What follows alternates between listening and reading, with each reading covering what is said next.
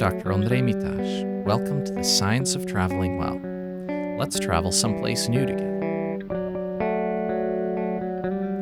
Today, we're in Bled, Slovenia, one of the most beautiful places on the planet. Now we're talking about artificial intelligence. AI is going to help us make the most of our limited time here. Or is it? Bled is a village in the Julian Alps. It's situated on the shore of a beautiful clear lake. A tiny island on this lake features an elegant 17th century church. Facing it on the shore is a cliff, topped by a well-preserved medieval castle. On the opposite side of the lake, the jagged peaks of Triglav National Park reach for the sky. I've been here before, but this trip is not for sightseeing. I'm here for a conference, and that means busy days of attending and giving presentations and networking. Any fun needs to be squeezed into a few hours in the evenings. Now, one thing I definitely wanted to do in this very limited time was to bike. I also wanted to go out for a good coffee in the early mornings, which I wasn't even sure was possible. Either way, to get something out of these ideas, some advanced planning and some information would be needed. What if I let artificial intelligence do it for me? Or would I be better off asking advice from human beings? I could always ask the tourist office, but that possibility deserves its own episode, I think. Today, we're going to try AI. The point here is not to judge different kinds of information against each other, but to explore the affordances of each. So when it came to coffee, I started with humans. The company Goat Story roasts coffee and designs coffee equipment in Slovenia. I had some contact with them about their products before, so I just sent them an email asking if there was any specialty coffee in Bled. Apparently not. So I checked the European Coffee Trip mobile app. This is a map-based app which shows specialty coffee establishments submitted by human beings, first checked by other human beings before they show up. Same answer, nothing in Bled. No seemed to be the correct answer. Nevertheless, AI seemed worth a try. So I used two AI systems on this trip. One was the now familiar large language model-based ChatGPT, which works by basically guessing the most likely word in a sequence. The other was Travel with Zoey, which is somewhat more complex in that it uses both artificial intelligence, but also a human being who checks and adjusts the AI-generated responses before they are sent. It's used by several destinations and tour operators. I published a paper with their CEO, Rajneesh Badal, and several colleagues about how this system works to advise tourists about lesser-known attractions in a way that reduces crowding. We're very fortunate to have him with us today. Today, I'm the one playing the scientist role, while Rajneesh will give us the business view on AI as an information source for tourists. Now, first, you founded and run Travel with Zoey. I described what it does to the best of my understanding. Can you correct and fill in my description a bit? How does Travel with Zoey work? Well, thank you, Andre. Well, what we're talking about here is, as the way we look at it, is supervising technology. And you know what chatbots are, of course. Mm-hmm. You know how traditional call centers work. And both have their pros and both have their cons. And what we did is we took the pros out of both worlds and combined them together. Mm-hmm. But with the human touch on top. Okay. So trying to provide a very personal experience comes first. Technology comes second. And technology assists us in providing that very personal experience on scale. Okay, so a question comes in, and then? And then a question comes in, and then our system classifies that question, saying, okay, it's about this category, and you can find the information there. Here are 2 or 3 suggestions that you can provide to this traveler or to this person asking that question. Then our chat moderator comes in and says, okay, this is a good suggestion. I can send it through. Or it declines all of the suggestions and requests new ones. And if there aren't any available, the agent will look for a suggestion on him or herself. Okay, great. So I'd like to explain a little bit about how the trip went and what happened with the information that I got from Travel with Zoey, from other people, and indeed from ChatGPT. So I gave both systems 2 assignments. First, give me some specialty cafes, and second, suggest a 40-kilometer road cycling route. ChatGPT made up the names of 3 cafes that didn't exist and cheerfully sent them along, as if they did. A 4th one that it suggested did exist. I visited it, and it was okay, but not specialty. It was serving corporate coffee. Travel with Zoey gave me the names of 3 specialty dessert shops that also served coffee. One of these was open early enough for me to visit and turned out to be quite good. Not what I consider specialty coffee, but it was definitely a good place to start the day. Here, the human beings had the facts right. No specialty coffee, as I define it in Bled. But I still benefited from some of the AI advice. So the question this brings to mind is Rajneesh, what do you make of the fact that ChatGPT makes stuff up? Yeah, that's a difficult one, right? In technology, and especially with the hype going on around these type of systems. Listen, what it does, what it means for us is that we, as a company, are on the right track. We need to supervise technology, the outcomes that they provide, and we always need to be a check. Okay, is this correct? The basis of our success is not only that we provide high quality information, but we also provide correct information. Yeah. It doesn't all sound good and look good, but it's always correct. Yeah. And in this case where you got basically the next best thing. So there wasn't a specialty coffee shop available, but we could provide you with an answer that was almost similar to what you were looking for. Right. And that's basically what we're looking for. The information needs to be correct, and it needs to be tailored to your needs. Yeah.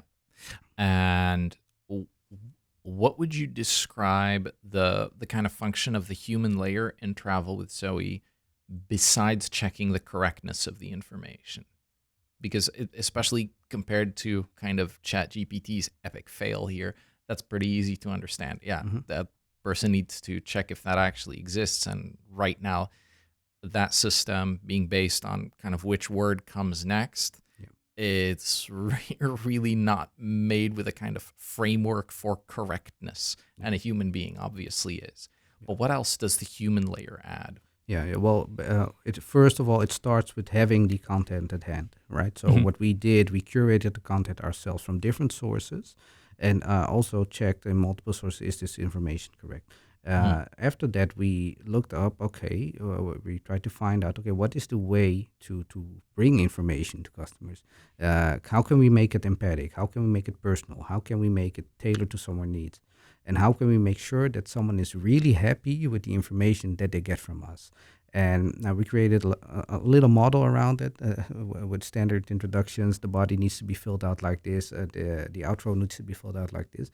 And sometimes it needs to have a call to action because we want to be able to start up the conversation and make sure that people keep connecting with the service, right? So that they start to rely on the service and they start to trust it, and that we and that we help them in a way that they, in the next step, that they get even better information. Right. So each interaction should lead to even better information.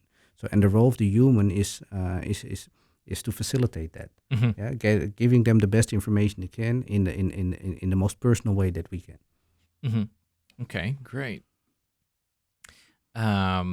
So I thought that ChatGPT just making stuff up that didn't exist could be genuinely dangerous when road cycling, especially in a country that I don't know that well, where I don't have quite as much cycling experience. But here, actually, it performed much better. So I asked it for 40-kilometer bike ride. Where should I go? And it sent me from Bled to one village and then to another with no specific route. So I entered these villages into Komoot, which is an app for planning cycling routes and recording bike rides, and a route was suggested. And I thought, well, I could make this a little bit more picturesque, a little bit more scenic, so I changed it to kind of run by the river. And unknown to me, I also made it a lot steeper and a lot more intense. When I did that, I also added some unpaved sections, but no complaints.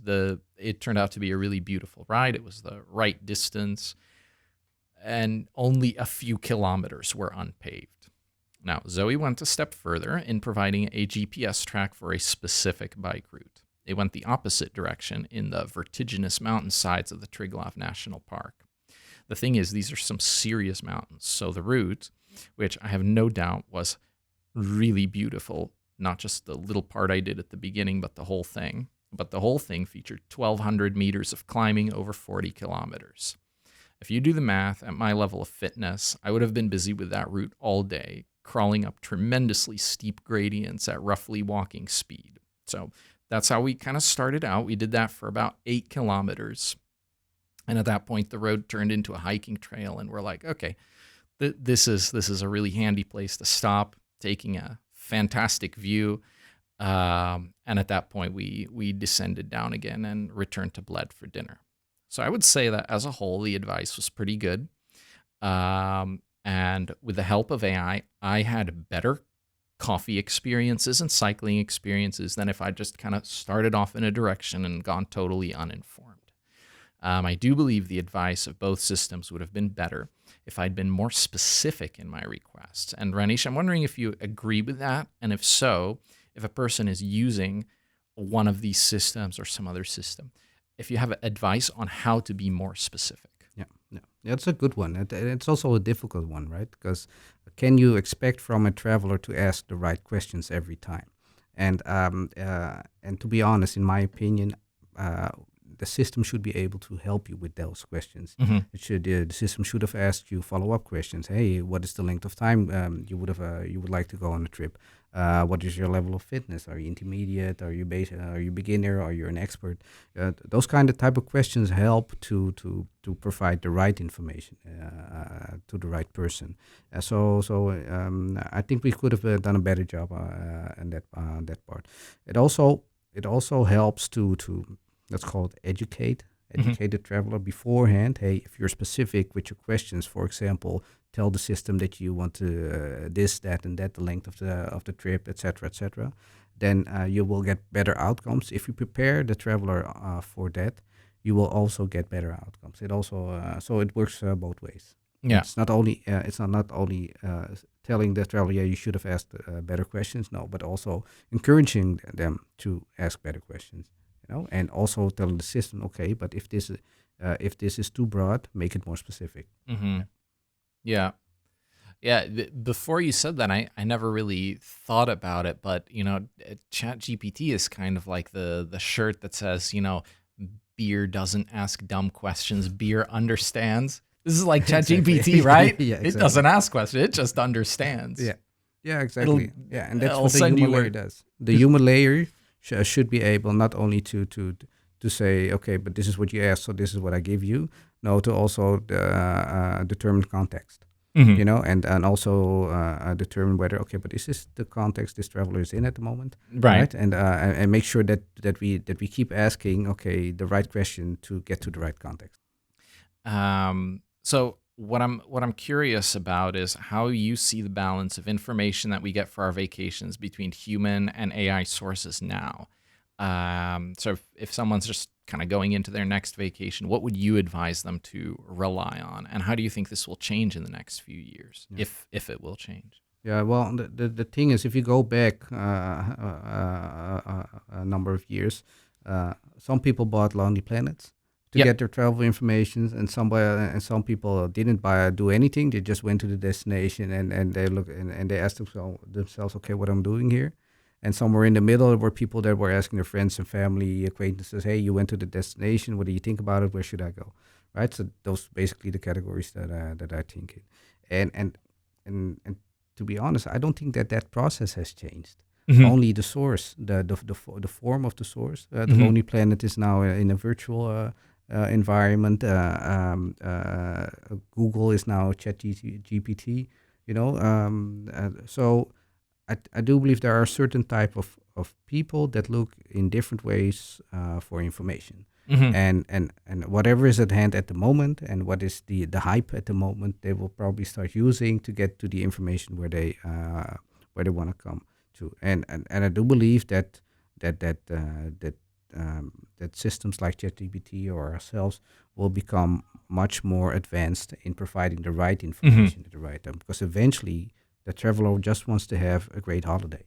Yeah. I just want to come home and back from a holiday and say, okay, you know what? I had a great holiday, Yeah. and I had the right information, and it made it even better. Yeah. So that's basically what's how we look at it. So now I'm going to tease our audience for a future episode where I talk about some of my research about planning your vacation by asking you, Rajneesh, what do you think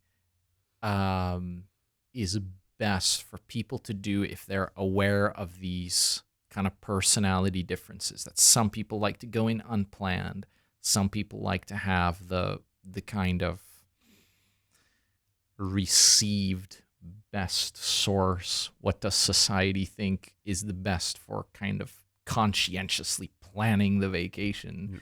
Um, do you think people do that wrong? Do you think people would have a better vacation if they planned more, planned less, planned differently? Or do you think people are best informed by whatever personality and whatever tendency they have? Yeah. This is a difficult one, man. Well, let's start with this. There is no wrong way to plan your vacation, right? But I do believe, if I look at my own journey, since I was younger, went on a holiday, and what I got out of it, and maybe at that point of time, at the beginning, I didn't do any research. I just bought my package holiday, went on a trip, and at the destination, we were okay. We're here now. What should we do? So it was really a blank page. Yeah. Okay. But eventually, I developed in a way that's okay. But I would like to get some more out of my holiday. Okay. So where do I get information? And I started asking people around me that had been to a destination, or I traveled with people that were more experienced in traveling. And that helped me to look for other sources and to get other experiences. And once I got a bit of a hang of that, I started to do my own research and prepare. I really started preparing for, okay, this and this and that. This is what I really want to see when I go to that destination, or this would be a great destination to go to because I want to see this and that. And that developed in a way that eventually we became experts. At travel planning and making sure that we have a great holiday. And now we don't even have to plan it anymore beforehand because we know we have the skill set. So the moment we arrive at the destination, we know what to do in order to get the best out of the days that we are there. And that really helped me to get to have great holidays, to also inspire others that are coming with me. So from, hey, let's do this and that. What do you think about it? Is this a suggestion that would help for you? And it puts me in a different role. Instead of the one being looking for information, I'm the one providing information now. So and that change, it's basically growth for me. Then personal growth was very important. Interesting. And we also incorporated that into the service. Right. And do you think your vacations improved through that personal growth?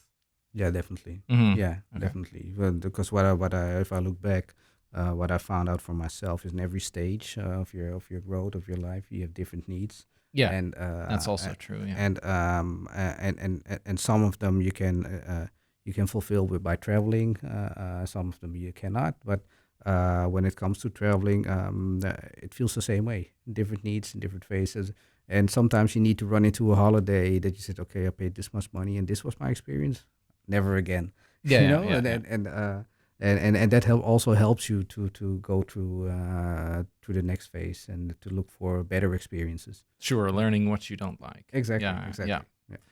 Well, stay tuned for some cool research findings on what is indeed one wrong way to plan a holiday. There is one. Okay, tell me. So that's coming at a future moment. But for now, we're going to wrap up as usual with a bit of practical information. So Bled has 2 different railway stations that connect to different railway lines. The village itself is very bike and pedestrian friendly. The bike ride that worked out the best for us had us descend from Bled into the village of Ribno, then follow the Sava River before climbing out into beautiful Radovlice. The cafe in Bled, which turned out the best, was Slashiščarna Zima. Finally, While a classic tourist experience in Bled is to take a boat out to the island, if you walk around the lake to the beach that's the nearest, you can actually swim to the island. You'll have lots of company as the geothermal water is teeming with fish. And with that, till next time, I wish y'all happy travels.